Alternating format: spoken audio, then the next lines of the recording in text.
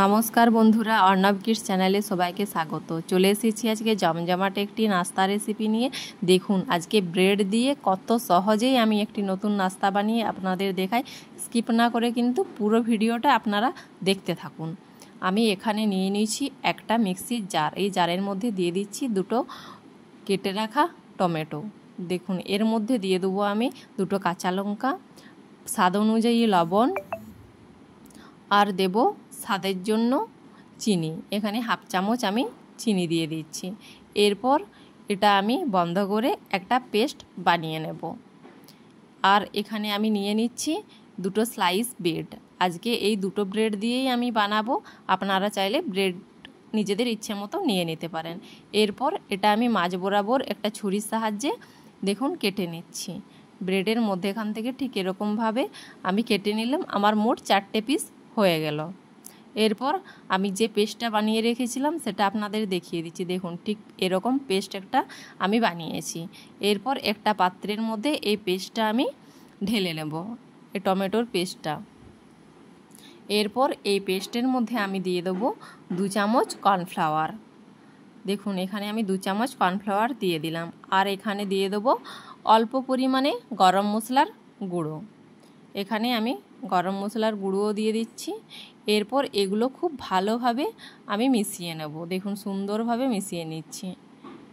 দেখলেন এটা কিন্তু খুব কম উপকরণের মধ্যেই চটজলদি রেডি হয়ে যায়। দেখুন খুব ভালোভাবে আমি মিশ্রণটা বানিয়ে নিয়েছি। গ্যাসের মধ্যে আমি প্যান বসিয়ে দিয়েছিলাম, গরম হয়ে গেছে। এর মধ্যে দিয়ে দিলাম সাদা তেল। এখানে আমি 2 চামচ তেল দিয়ে দিলাম। এরপর ওই মিশ্রণটা আমি খুব ভালোভাবে আরেকবার নাড়িয়ে নেব। এরপর এর মধ্যে আমি এই ব্রেডের একটা টুকরো নিয়ে দুদিকটা খুব ভালোভাবে কোটিং করে নিচ্ছি। দেখুন খুব সুন্দরভাবে কোটিং করে নিয়েছি। আর তেল গরম হয়ে গেছে। এরপর ওই ব্রেডটা আমি প্যানের মধ্যে দিয়ে দিলাম ফ্রাই করার জন্য। আপনাদেরকে কিন্তু মনে রাখতে হবে যে গ্যাসের ফ্লেমটা কিন্তু মিডিয়াম টু লোয়ে থাকবে। দেখুন আমি 2 পিস এখানে দিয়ে দিচ্ছি। এরপর খুব সুন্দরভাবে উলট পালট করে আমি ভেজে নেব।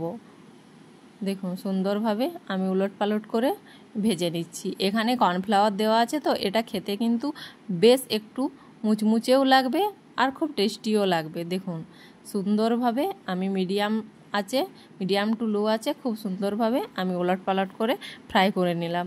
দেখলাম কত সহজেই কিন্তু আমার রেসিপিটা রেডি হয়ে যায়। দেখুন কথা বলতে বলতে আমার একটা পার্ট হয়েই গেল। আর দুটো আছে, আর দুটো ঠিক একই রকমভাবে আমি রেডি করে নেব। দেখলেন কত চটজলদি এই রেসিপিটা কিন্তু বানানো যায়। আপনাদের হাতে যদি সময় কম থাকে আপনারা কিন্তু এই রেসিপিটা খুব সহজেই বানিয়ে নিতে পারেন। দেখুন আমার রেসিপিটা কিন্তু পুরোপুরি রেডি হয়ে গেছে। দেখতে কত সুন্দর লাগছে, খেতেও কিন্তু অসাধারণ লাগবে। যদি আমার রেসিপিটা আপনাদের ভালো লেগে থাকে অবশ্যই আমার চ্যানেলটিকে সাবস্ক্রাইব করে দেবেন এবং লাইক, ফলো, শেয়ার, কমেন্ট করতে একদমই ভুলবেন না।